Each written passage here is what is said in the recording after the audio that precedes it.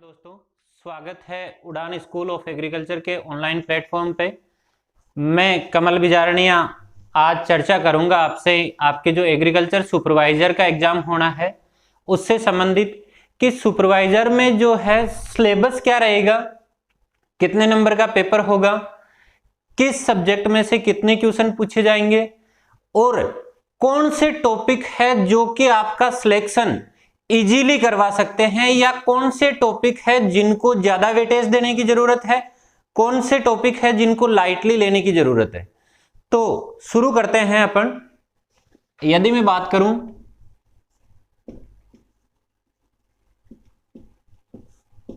Agriculture supervisor यानी कृषि पर्यवेक्षक की, तो कृषि पर्यवेक्षक का जो पेपर होगा 100 क्वेश्चन होंगे। कितने क्वेश्चन होंगे? 100 क्वेश्चन होंगे और एक क्वेश्चन 3 नंबर का होगा। तो टोटल नंबर कितने हो जाएंगे? 100 इंटू 3, 300 नंबर का पेपर होना है। अब देखो, आपको यहां पे ध्यान देना जरूरी है कि कौन सा जो सब्जेक्ट है आपके कितने नंबर का रहेगा। तो सबसे पहले मैं आपको बता देता हूं, इसमें 3 सब्जेक्ट में से क्वेश्चन पूछे जाने हैं। सबसे पहला जो सब्जेक्ट रहेगा वो रहेगा आपके एग्रीकल्चर,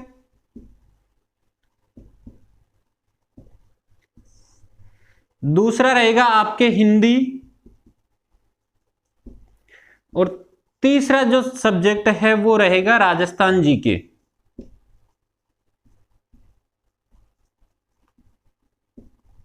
ठीक है दोस्तों, तो एग्रीकल्चर जो है इसमें से 60 क्वेश्चन पूछे जाएंगे। कितने क्वेश्चन पूछे जाएंगे? 60 क्वेश्चन। और एक क्वेश्चन 3 नंबर का है तो कितने नंबर का हो गया? 60 इंटू 3, 180 नंबर के क्वेश्चन जो है वो आपके किस में से पूछे जाएंगे? एग्रीकल्चर में से पूछे जाएंगे। यदि बात करें हिंदी की तो हिंदी के 15 क्वेश्चन आएंगे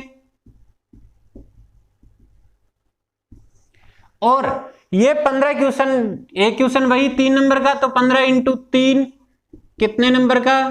45 नंबर की हिंदी। अब सर जीके बचा, तो जीके जो है इसके 25 क्वेश्चन रहेंगे। जीके के कितने क्वेश्चन रहेंगे? 25 क्वेश्चन, यानी 25 इंटू 3 हो गया। कितने नंबर का पेपर होगा जीके का?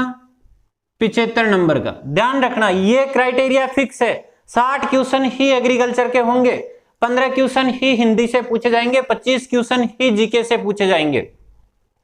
तो यदि अपन बात करें कि सर एग्रीकल्चर जो है अब ब्रॉड सब्जेक्ट है, कौन कौन से टॉपिक है जो सिलेक्शन करवा सकते हैं या कौन से टॉपिक है जिनमें से क्वेश्चन ज्यादा पूछे जाते हैं, कौन से टॉपिक है जिनमें से क्वेश्चन कम पूछे जाते हैं, या फिर जो स्कोरिंग टॉपिक है वो कौन से हैं, तो अपन पहले एग्रीकल्चर की बात करेंगे, फिर हिंदी की बात करेंगे और फिर राजस्थान जीके की बात करेंगे। सबसे पहले यदि मैं बात करूं एग्रीकल्चर की, तो 60 क्वेश्चन 3 सब्जेक्ट एग्रीकल्चर के। कौन कौन से? एग्रीकल्चर को 3 भागों में डिवाइड किया है, एग्रोनॉमी, हॉर्टिकल्चर और एनिमल हस्बेंड्री। एग्रोनॉमी यानी आपके सस्य विज्ञान। कितने क्वेश्चन आएंगे? 20 क्वेश्चन।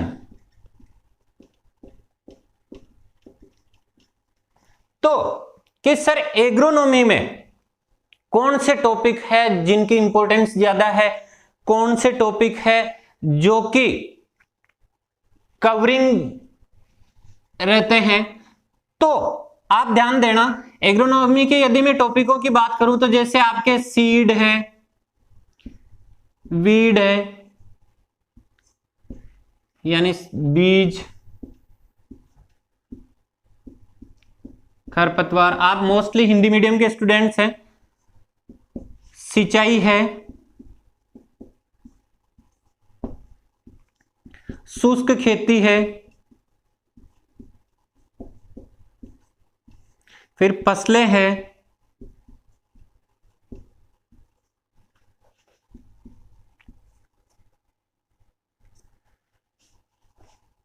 और आपके मृदा विज्ञान है।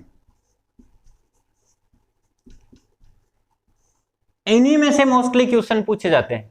एग्रोनॉमी में इन्हीं टॉपिकों में से क्वेश्चन पूछे जाते हैं। सर हाँ, इनमें से तो पूछे जाते हैं, लेकिन स्कोरिंग टॉपिक कौन से हैं? तो सबसे ज्यादा स्कोरिंग रहेगा मृदा विज्ञान, सॉइल साइंस। इसके क्वेश्चन स्कोरिंग टॉपिक कौन सा रहेगा? मृदा विज्ञान, क्योंकि इसके जो क्वेश्चन पूछे जाते हैं वो 12th लेवल के स्टूडेंट्स जो है उनके गलत ज्यादा होते हैं। तो आपको सबसे ज्यादा कॉन्सेंट्रेट इस पे करना है, क्योंकि यदि इजी क्वेश्चन पूछा जाता है तो जितने स्टूडेंट्स बैठते हैं उन सभी का वो क्वेश्चन सही होता है। तो तुम वही हो, उसी दौड़ में शामिल हो। तुम्हें देखना क्या है कि ऐसे कौन से क्वेश्चन है जो औरों के गलत हो रहे हैं वो मेरे सही हो, और जो अदर सबके सही हो रहे हैं वो तो मेरे सही होने हैं ही। तो तुम उनसे ज्यादा अचीव कर पाओगे। मृदा विज्ञान, तुम्हारे फसलें और शुष्क खेती, इन 3 टॉपिक पे सबसे ज्यादा कॉन्सेंट्रेट करना है। सबसे ज्यादा मृदा विज्ञान पे, उसके बाद में फसलें और उसके बाद में शुष्क खेती। इन 3 टॉपिकों पे एग्रोनॉमी में यदि कोई ज्यादा कॉन्सेंट्रेट करता है तो उसका सिलेक्शन कोई नहीं रोक सकता दोस्तों। हाँ, आपको पढ़ना बीज भी है, क्योंकि एक क्वेश्चन इनमें से भी पूछा जाता है, एक खरपतवार में से पूछा जाता है, एक सिंचाई में से पूछा जाता है। लेकिन फसलें और मृदा विज्ञान में आपके जनरल इंट्रोडक्शन है, फिर फर्टिलाइजर्स है, ऑर्गेनिक मैन्योर है, ये सारे जो टॉपिक्स है इनमें से हमेशा 2 क्वेश्चन प्रत्येक टॉपिक में से, कभी 1 क्वेश्चन प्रत्येक टॉपिक में से पूछे जाते हैं। तो ये थोड़ा ब्रॉड सब्जेक्ट है, इस पे थोड़ा ज्यादा कॉन्सेंट्रेट करना है। जो टॉपिक है मृदा विज्ञान, इसको आपको थोड़ा ज्यादा देखना है। अब यदि मैं बात करूं इसके आगे हॉर्टिकल्चर की, तो उद्यान विज्ञान जो है इसमें आपको ध्यान देना है मोस्टली आपके फल, सब्जियां और औषधीय पादपों पे, पुष्पीय पादपों पे, क्योंकि यहीं से मोस्टली क्वेश्चन पूछे गए। उद्यान विज्ञान,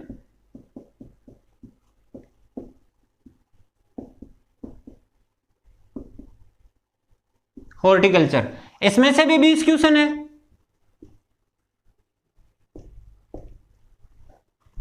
अब देखो कि सर हॉर्टिकल्चर के कौन से टॉपिक है जिनमें से ज्यादा क्वेश्चन पूछे जाते हैं। तो ज्यादा क्वेश्चन आपके हॉर्टिकल्चर में जो पूछे जाते हैं वो मोस्टली जो सिंपल क्वेश्चन पूछे जाते हैं वो आपके फ्रूट्स में से पूछे जाते हैं, वेजिटेबल्स में से पूछे जाते हैं।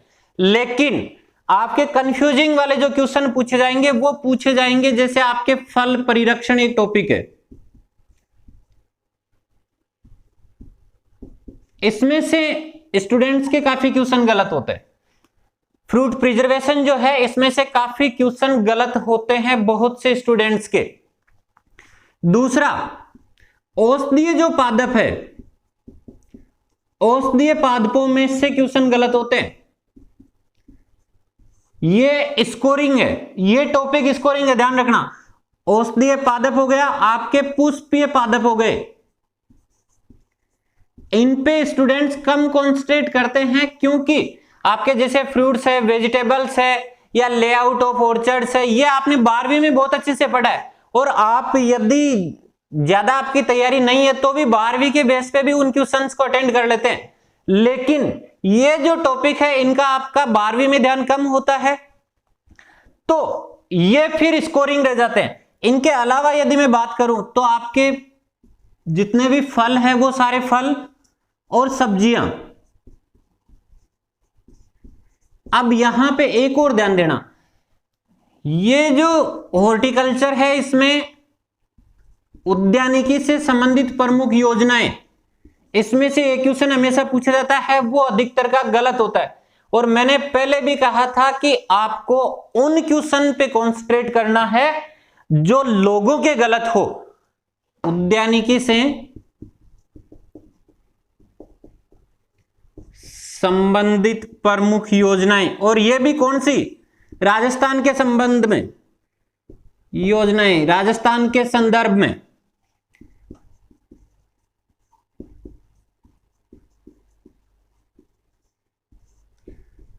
इस पे मोस्टली इसमें से एक क्वेश्चन ये स्कोरिंग रहेगा, ध्यान रखना। आपके ये स्कोरिंग है, औषधीय पादप स्कोरिंग है, पुष्पीय पादप स्कोरिंग है, फल और सब्जियां आप सभी पढ़ोगे। एक और टॉपिक जो है इसमें वो रहता है पादप प्रवर्धन।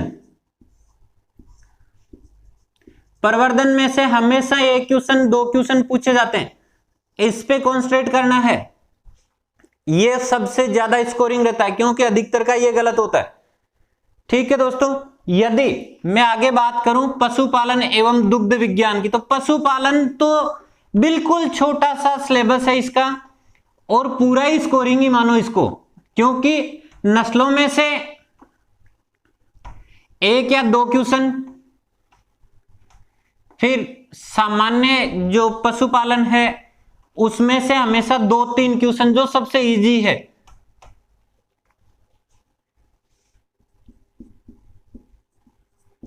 तीसरा कौन सा सब्जेक्ट रहेगा? पशुपालन एवं दुग्ध विज्ञान। तो पशुपालन एवं दुग्ध विज्ञान जो है इसमें से भी क्वेश्चन कितने पूछे जाएंगे? 20 क्वेश्चन। अब देखो जीके में से 25 क्वेश्चन पूछे जाएंगे, एनिमल हस्बेंड्री अकेली 20 क्वेश्चन कवर करती है, जबकि जीके का तुम्हारा जो सिलेबस है उसका 20% सिलेबस है एनिमल हस्बेंड्री का। यदि कोई और तुम्हारा 12वीं में पढ़ा हुआ भी है तो कि सर इसमें तो सामान्य जानकारी, अब कि सर सामान्य जानकारी में क्या आएगा? तो जो पशु है, देखो सामान्य जानकारी में आपको मैं बताऊं किन किन टॉपिकों पे कॉन्सेंट्रेट करना है। तो पशु जो है, पशुओं की आपके नाड़ी गति, श्वास गति, शरीर का तापमान,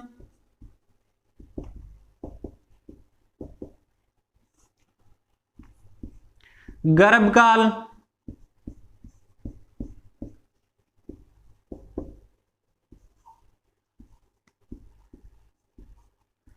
मध्य चक्र,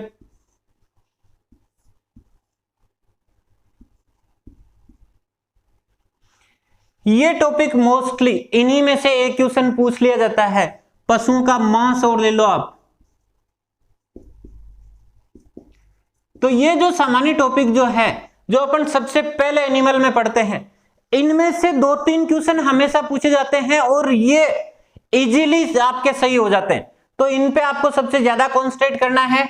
इसके बाद आपको अगला जो टॉपिक रहेगा वो विभिन्न पशुओं की नस्लें, पशुओं के रोग, सामान्य औषधियां,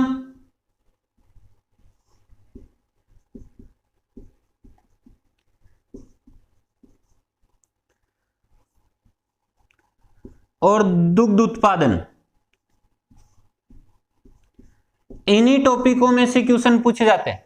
एनिमल में इतने ही टॉपिकों में से मोस्टली क्वेश्चन पूछे जाते हैं। सामान्य जानकारी आ गई, इसके बाद में नस्लें, पशुओं के रोग, सामान्य औषधियां और दुग्ध उत्पादन। और सबसे इजी आपके तीनों जो सब्जेक्ट है, सस्य विज्ञान, उद्यान विज्ञान और पशुपालन एवं दुग्ध विज्ञान, सबसे इजी जो सब्जेक्ट है वो यही रहेगा। तो दोस्तों इसके जो 20 क्वेश्चन है वो किसी के भी गलत नहीं होने चाहिए। आपको इन टॉपिक्स पे सबसे ज्यादा कॉन्सेंट्रेट करना है। ये तो हुई अपने एग्रीकल्चर की बात। अब यदि मैं बात करूं हिंदी की, अपन ने बात की थी कि 10 क्वेश्चन रहेंगे हिंदी के। कितने क्वेश्चन रहेंगे? Sorry 15 question. कितने क्वेश्चन रहेंगे हिंदी के? 15 क्वेश्चन। और जीके के 25 क्वेश्चन। अब 15 क्वेश्चन, एक क्वेश्चन 3 नंबर का, यानी 45 नंबर की हिंदी रहेगी। अब देखो 45 नंबर की हिंदी और एनिमल कितने की? 60 नंबर की। और इसी में से आपके क्वेश्चन ज्यादा गलत होते हैं क्योंकि आप हिंदी भूल चुके हैं। इसके यदि मैं आपको एक बार टॉपिकों की बात करूं तो मैं आउटलाइन इसके सारे टॉपिक बता देता हूं। जैसे आपके संधि है सिलेबस में, समास है, प्रत्यय है, उपसर्ग है, पर्यायवाची है, विलोम शब्द है, युग्म शब्द है, एकल शब्द है,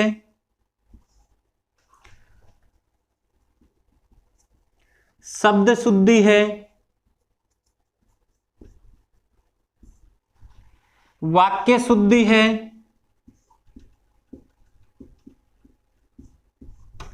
मुहावरे हैं,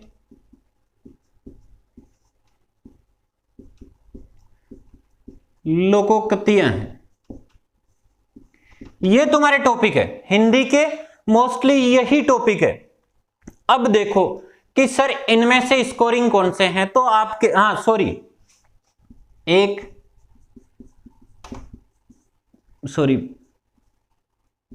पारिभाषिक शब्दावली। क्या है? पारिभाषिक शब्दावली। और ये किससे संबंधित? प्रशासन से संबंधित, प्रशासन से संबंधित। तो आपको यहां पे कि सर ये इनमें से सारे ही टॉपिक है, स्कोरिंग कौन से? संधि, समास, प्रत्यय, उपसर्ग, चारों में से सबसे ज्यादा क्वेश्चन पूछे जाते हैं। संधि में से 2 से 3 क्वेश्चन, समास में से 2 से 3 क्वेश्चन, प्रत्यय उपसर्ग में से 1-1 क्वेश्चन, पर्यायवाची 1, विलोम शब्द 1, युग्म शब्द 2, एकल शब्द 1, शब्द शुद्धि 1, वाक्य शुद्धि 1, मुहावरा 1, लोकोक्ति 1, यूं करके क्वेश्चन पूछे जाते हैं। लेकिन सबसे ज्यादा जो स्कोरिंग है वो है पारिभाषिक शब्दावली। ये मात्र 10% स्टूडेंट्स के ही सही होती है। 10% स्टूडेंट्स जो है उन्हीं के पारिभाषिक शब्दावली सही होती है। और 200 से 300 वर्ड अधिकतम है जो कि प्रशासन से रिलेटेड तुम्हारे इंपॉर्टेंट है, उनको आप रट लो। इसमें और कोई लॉजिक नहीं है, आपको रटाफिकेशन ही करना होगा पारिभाषिक शब्दावली का। यदि ये 200 से 300 वर्ड आपने रट लिए तो आप इन 10% में से होंगे जो सबसे ज्यादा सही करते हैं पारिभाषिक। ये सबसे ज्यादा स्कोरिंग है पारिभाषिक शब्दावली। इसके बाद में युग्म शब्द, पारिभाषिक शब्दावली के बाद में कौन सा है? युग्म शब्द जो है वो सबसे ज्यादा स्कोरिंग है। उसके बाद शब्द शुद्धि, युग्म शब्द, शब्द शुद्धि और वाक्य शुद्धि, ये स्कोरिंग होते हैं। वाक्य शुद्धि तो फिर भी कम है, लेकिन युग्म शब्द, शब्द शुद्धि और पारिभाषिक शब्दावली, हिंदी के ये 3 टॉपिक ऐसे हैं जो कि स्कोरिंग है आपके लिए। आप अदर से आगे जा सकते हैं इन टॉपिक्स को क्लियर करके। इसके अलावा संधि, समास, प्रत्यय, उपसर्ग, ये चारों सबको करना ही है। पर्यायवाची, विलोम शब्द, ये मोस्टली क्या है, तुमने 12वीं तक जो पढ़े हैं हिंदी में, उन्हीं में से यदि पूछा जाता है तो सबका सही होगा। और यदि डीपली कोई चला जाता है, पेपर बनाने वाला जब थोड़ा सा डीप चला जाता है तो फिर वो आपके सही नहीं होने तो बाकी जो है उनके भी सही नहीं होने। तो इनको नॉर्मल पढ़े और इन पे ज्यादा कॉन्सेंट्रेट करें। सबसे ज्यादा पारिभाषिक शब्दावली पे, उसके बाद युग्म शब्द पे, उसके बाद शब्द शुद्धि पे, इन पे आपको सबसे ज्यादा कॉन्सेंट्रेट करना है। 15 क्वेश्चन यानी 45 नंबर। ठीक है। अब सर जीके, तो राजस्थान जीके की जब बात करें, राजस्थान जीके प्रत्येक कंपटीशन एग्जाम में आता है, लेकिन यदि अपन बात करें सुपरवाइजर के हिसाब से, तो सुपरवाइजर के हिसाब से जीके के आपके टोटल कितने क्वेश्चन होंगे? 25 क्वेश्चन। एक क्वेश्चन 3 नंबर का, यानी 75 नंबर का पेपर।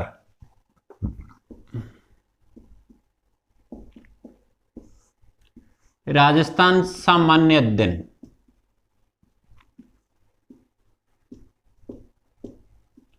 अब देखो जब राजस्थान जीके की बात आती है तो ये जो राजस्थान जीके जो भी टीचर्स पढ़ाते हैं मोस्टली आपको क्या पढ़ाएंगे? राजस्थान का इतिहास। अब राजस्थान का इतिहास आपको भी इंटरेस्टिंग लगता है, और जब राजा महाराजाओं को आप पढ़ते हैं तो आप उनके बारे में इतने डिटेल से पढ़ने लग जाते हैं कि पूछो मत। लेकिन सबसे लेंथी टॉपिक है इतिहास, आपके जो राजा महाराजा है वो, और क्वेश्चन पूछा जाता है 1 या 2।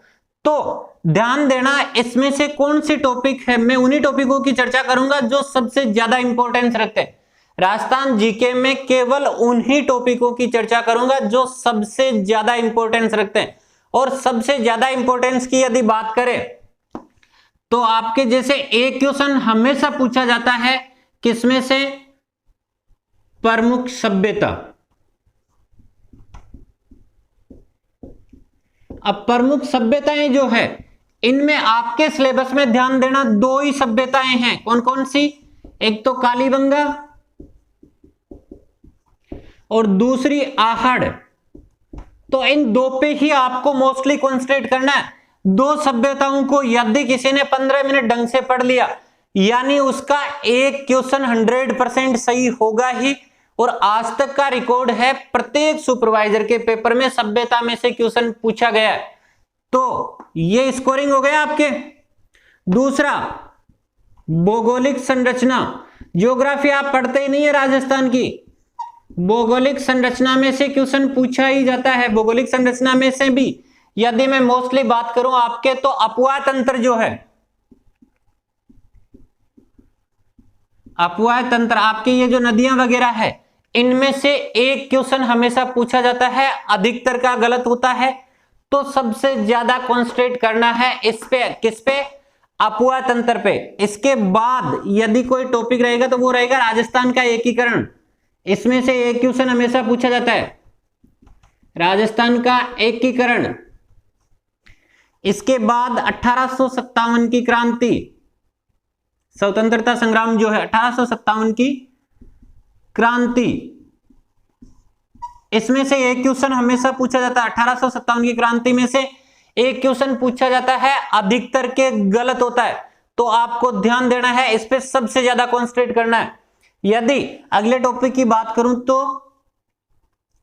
विभिन्न जातियां एवं जनजातियां, विभिन्न जातियां एवं जनजातियां, ये जातियां और जनजातियों में से एक से दो क्वेश्चन हमेशा पूछे जाते हैं और आपका गलत होता है। इस पे सबसे ज्यादा कॉन्सेंट्रेट करने की जरूरत है। इसके अलावा आप संत संप्रदाय में से लो, संत संप्रदाय। अब संत संप्रदाय के अलावा यदि अपन बात करें तो आपके आभूषण, आभूषण में से एक क्वेश्चन हमेशा पूछा जाता है। और मोस्टली आभूषण जो पूछे जाते हैं, स्त्रियों के आभूषण में से क्वेश्चन पूछा जाता है। तो आपको पुरुषों के 2-4 आभूषण है जो ज्यादा कोई नहीं है, एक बार आपने देख लिया तो याद रह जाएगा कि यहां पुरुष का तो कोई आभूषण नहीं है। तो स्त्रियों के आभूषण और कौन सा कहां पहना जाता है, इस चीज पे सबसे ज्यादा कॉन्सेंट्रेट करना है। इसके अलावा यदि मैं बात करूं तो चित्रशैलियां जो टॉपिक है ये भी आपके स्कोरिंग है, चित्रशैलियां भी स्कोरिंग है। अब इसके अलावा इतिहास जैसे है तो इतिहास में से भी एक क्वेश्चन पूछा जाना है। दुर्ग वगैरह में से पूछा जा भी सकता है, नहीं भी पूछा जा सकता। फिर यदि इनमें से तो अपन बात करें तो आपके हवेलियां, छत्रियां, बावड़ियां, ये सारे टॉपिक है। लेकिन ये जो टॉपिक मैं आपको बता रहा हूं ये आपके केवल मैं उन टॉपिक्स की बात कर रहा हूं जो स्कोरिंग है, यानी जिन पे आपको सबसे ज्यादा कॉन्सेंट्रेट करना है, तभी जाके और आप अपनी जगह बना पाएंगे। ठीक है दोस्तों, धन्यवाद। यदि आपको वीडियो अच्छा लगा हो तो लाइक करें, शेयर करें, सब्सक्राइब करें।